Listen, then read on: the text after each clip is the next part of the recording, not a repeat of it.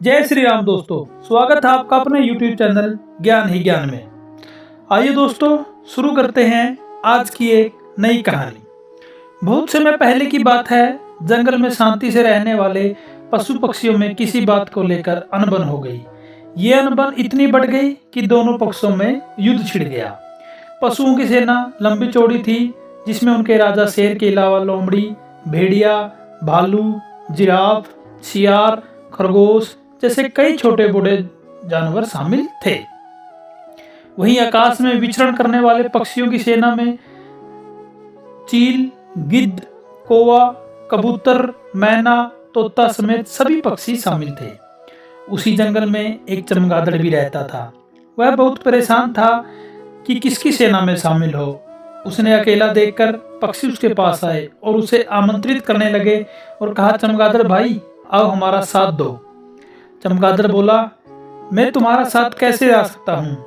देखो मुझे पंख हटा दिए जाएं तो मैं हूबहू चूहे के समान दिखाई देता हूँ।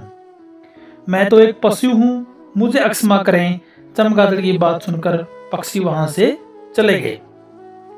पक्षियों के जाने के बाद पशुओं की मंडली उसके पास आई और बोली, अरे भाई चमगादड़, यहाँ अकेले क्यों बैठे हो? आओ हमारी सेना में आ जाओ।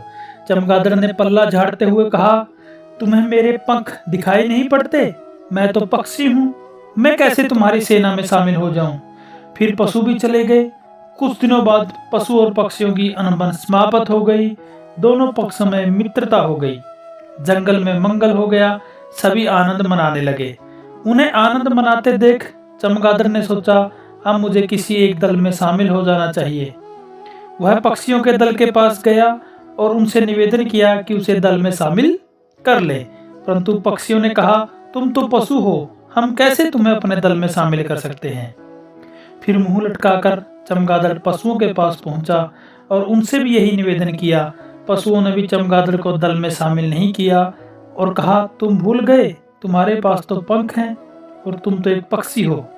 वह समझ गया कि आवश्यकता पड़ने पर, साथ न देने पर कोई भी मित्र नहीं रहता।